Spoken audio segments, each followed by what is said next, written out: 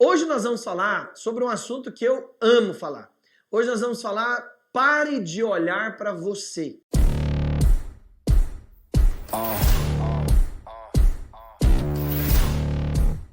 O que significa isso, Jorge? O que é isso? O que você está falando? Como que eu vou parar de olhar para mim? Se eu quero mudar, aí que eu tenho que olhar mesmo para mim. Se eu quero mudar de vida, de comportamento, aí que eu tenho que ficar olhando para mim. Sabe, na verdade, esse é o maior engano das pessoas quando começam a servir a Deus. Eles acreditam que o que Deus quer é que a gente fica nos examinando toda hora. Vendo se o nosso passo está certo, se o nosso comportamento está certo, se o nosso pensamento está certo. Então a maioria das pessoas ainda vive com Deus ali como Moisés, né, na base da lei. Me fala com sinceridade.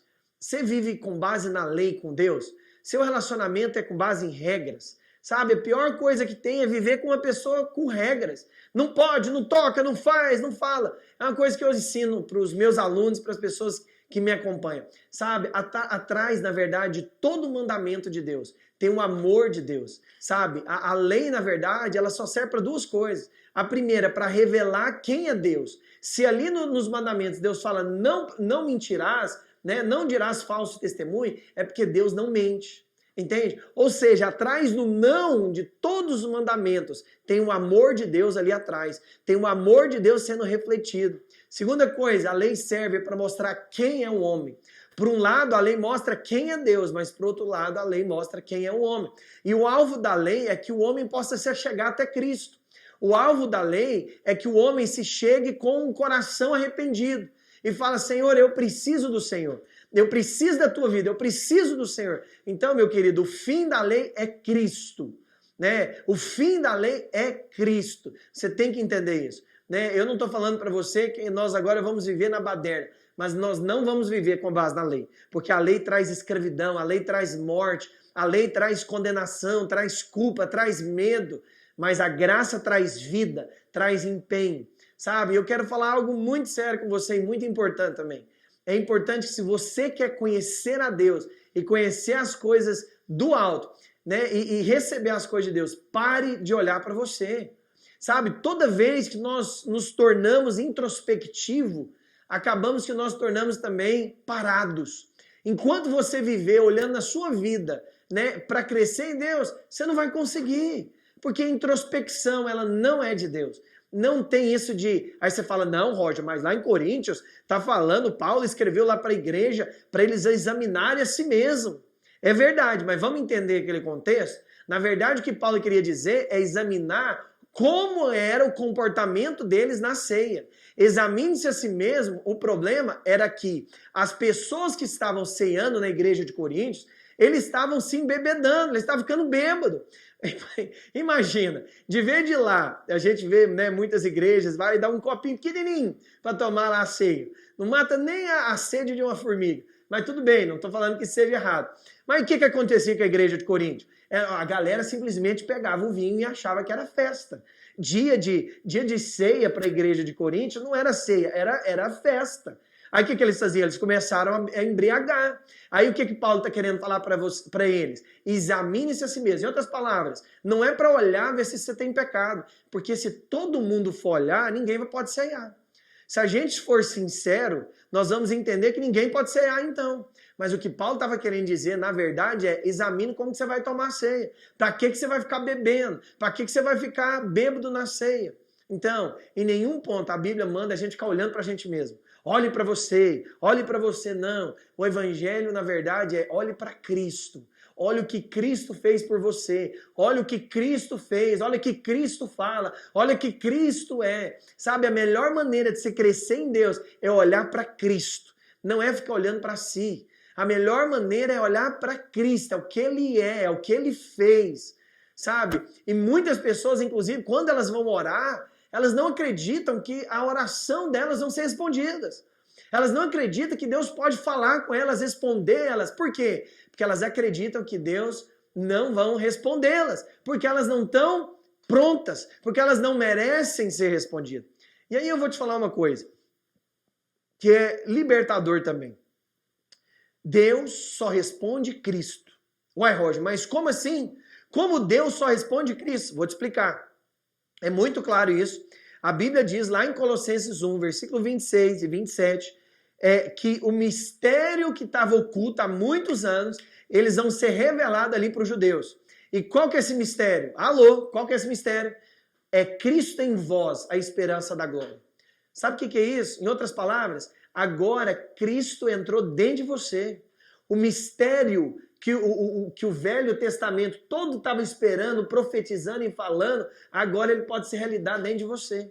O mistério que estava oculto é Cristo. Mas não é só Cristo, é Cristo em vós, é Cristo dentro de você. Uma vez mesmo me perguntaram, Roger, mas como que Deus pode entrar dentro de mim? Eu dei um exemplo, é igual uma melancia. Sabe, se você pegar uma melancia completamente, não tem como você comer a melancia de uma vez. Então a melancia é como se fosse o próprio Deus, a melancia é Deus. Mas o que acontece? Quando você corta ali a fatia ela é o quê? Ela é o próprio Jesus. Então eu também não tenho como enfiar Jesus goela abaixo minha. Mas aí o que eu faço então? Eu pego o suco, eu bato ali a fatia e aí eu transformo em um suco de melancia. Agora sim, agora eu posso tomar. E o suco, na verdade, é o quê? É o Espírito Santo. Então, são três, mas é um. Entende?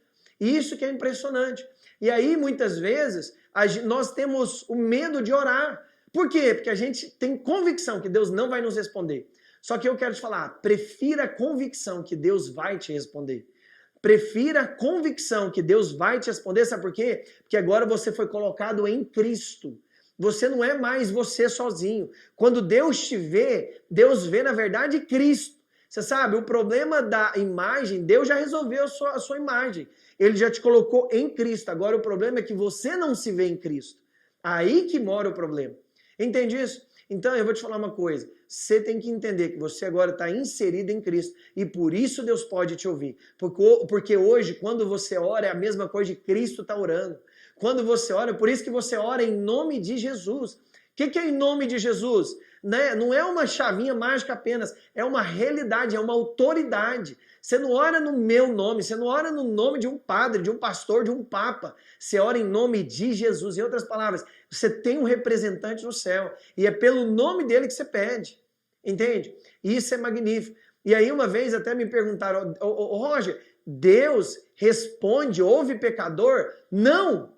Isso é chocante, né? Mas Deus não responde pecador. Aonde está escrito isso? Está escrito lá em João, versículo 9, capítulo 9, versículo 31. Ora, nós sabemos que Deus não ouve pecadores. E o que Deus faz então? Deus somente ouve o justo. É assim que a palavra de Deus diz. Deus ouve apenas o justo. E aí tem um outro versículo que eu gosto muito dele, que ele fala lá em Tiago 5,16. Que ele fala, muito pode por sua eficácia a oração de um justo. Olha que fantástico. A Bíblia diz, por um lado, que Deus não ouve pecadores, mas a mesma Bíblia diz que existe uma eficácia. Sabe o que é eficácia? Vai acontecer, isso é poderoso, vai estar disponível a oração de um justo. O que significa isso, Roger? Que Deus só ouve justo. Aí você fala, não, Roger, mas eu não sou justo. É aí que você engana. Porque a Bíblia diz que que Cristo levou o nosso pecado para que nós fomos feitos justiça de Deus.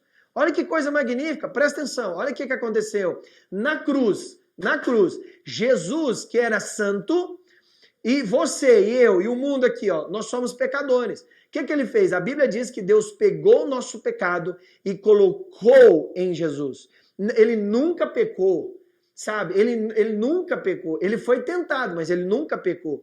E aí o que aconteceu? Jesus recebeu a ira de Deus. Mas aí, da mesma forma agora que Jesus é justo, ele também pegou o pecado, ele pegou a justiça de Jesus e colocou sobre nós. Então, assim como Cristo não tinha pecado, pagou pelos pecados, assim também eu não faço nada e recebo a justiça de Deus.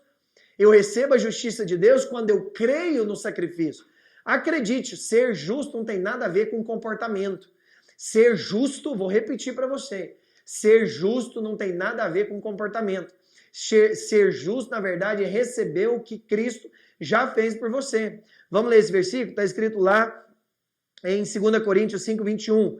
Deus tornou pecado por nós aquele que não tinha pecado, para que nele nos tornasse justiça de Deus. Sabe, existe uma diferença de justiça e existe uma diferença entre comportamento correto. Justiça é uma coisa, comportamento correto é outra coisa. Eu vou te falar, nós não temos como, esquece, não tem como você ser 24 horas ter um comportamento correto. Nós, de vez em quando, nós vamos acabar tropeçando em situações, em pecados que a gente nem sabe, pecados que a gente nem vê. Nós vamos tropeçar, sabe? Mas é interessante, é o que a Bíblia diz, que ele nos fez justiça. Significa que agora ele te deu a capa da justiça. Você não merecia, eu não merecia, mas agora ele nos encobriu com a capa de justiça. Aleluia! Isso é bom demais! E agora então eu posso orar, porque além de ser colocado em Cristo, eu sou justo. Roger, mas se eu errar e se eu pecar, você continua sendo justo. Presta atenção nisso. O seu pecado não te torna injusto. O seu pecado não faz em você injusto. Por quê? Porque sua justiça é uma pessoa, sua justiça não é um comportamento. Sua justiça é Cristo. Sua justiça não é o seu comportamento. Sabe? Senão seria até injusto, porque nós cometemos pecado e erramos constantemente. Mas o bom é que Cristo nos deu a sua justiça, para que ele possa interceder e ouvir por nós. E isso é interessante, sabe? E aí eu quero ir para os fins aqui, para você entender que de fato Deus tem prazer em responder você. Sabe, Deus quer responder a sua oração. Aí você fala, mas lá na Bíblia também está escrito que Deus não responde porque a gente pede mal. Pedir e não recebeis porque pedir mal. É verdade, está escrito lá em Tiago. E a Bíblia diz que não recebeis porque pedires pelos seus próprios deleites. É verdade, tem coisa que a gente pede totalmente desnecessário, só para aparecer. Sabe, que se você peça as coisas para cumprir o seu projeto, o seu propósito de vida. Eu vou ser ousado para te falar uma frase. Tudo aquilo que vai cooperar para o seu projeto, você pode pedir que Deus vai te dar. Deus tem um compromisso com o propósito dele na sua vida. Sabe? Deus vai te dar todo o recurso, todas as pessoas, tudo que precisa para cumprir o propósito, ele vai te dar. Não é uma questão de Deus me ajuda, é uma questão de eu faço por você e com você. Sabe? Deus não está precisando de ajudinha. Deus está precisando apenas de pessoas, Deus necessita, Deus quer pessoas que apenas acreditam e creem na graça e no sacrifício de Jesus. Sabe? Por isso você pode orar. Para de olhar para si. Sabe? Quando eu vou orar, não fico olhando, ai meu Deus, será que eu li a palavra hoje? Será que eu li a Bíblia? Será que eu orei? Será que eu jejuei? Eu não faço isso. Isso tudo é só para exercitar meu espírito. Mas nada do que eu faço vai me fazer aceito diante de Deus. Sabe? O amor de Deus é incondicional. A Bíblia diz que o amor de Deus nos constrange. Sabe o que é constranger? É pegar você e abraçar de uma maneira que não tem como você sair. Sabe? Eu vou te falar uma coisa. O amor de Deus é incondicional, não tem condição. O amor de Deus não tem condição. Significa que não tem nada que eu faça mais para Deus me amar mais. Mas também não tem nada que eu faça menos para Deus me amar menos. Deus me ama de qualquer jeito. Olha, Roger, então eu não preciso ter nenhuma disciplina espiritual, oração, jejum, leitura bíblica. Não, você vai fazer isso. Mas você vai fazer isso para exercitar seu espírito, para ficar mais sensível, não para ser amado por Deus. Não tem nada do que você faz que você possa ser amado por Deus. Nada. A Bíblia diz, inclusive, que é nisto conhecemos o amor, que Deus entregou Cristo, sabe, para receber a ira de Deus, para de fato entendermos o amor perfeito de Deus, sabe? Eu quero encerrar falando isso para você. Houve um dia, sabe, que a ira de Deus se encontrou com a misericórdia de Deus. Sabe, Deus ele não é injusto, ele é justo. E se o homem pecou, ele precisa pagar. Se o homem errou, alguém precisa pagar por isso. Sabe, Deus não está passando a mão no pecado. Não é isso, sabe? Mas, por outro lado, Deus também te ama. Deus te criou. Então, peraí, nós temos um choque. Um choque entre amor e ira. O que nós vamos fazer com ele? E foi o encontro perfeito. Na cruz é quando o amor de Deus se encontrou com a ira de Deus. E a Bíblia diz, então, que Jesus foi de fato moído. As nossas transgressões estavam sobre ele. E pelas suas pisaduras nós somos sarados. Ali na cruz há um beijo entre a ira de Deus, sabe? Entre a justiça de Deus e o amor e a graça de Deus. Sabe? Deus não deixou o pecado para lá. Deus tratou o pecado. Mas Jesus já levou a consequência. Você sabe? Não tem mais como Deus se irar com você. Não sobrou ira para você. toda a ira de Deus foi aplicada em Jesus. Quando você então ergue as mãos para o céu e recebe essa realidade, as coisas espirituais mudam na sua vida. Por isso, hoje você pode orar.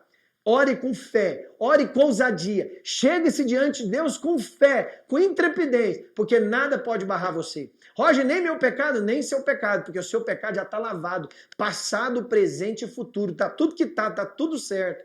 Há um advogado de João, há um advogado junto ao Pai, que está ali nos livrando do acusador todos os dias.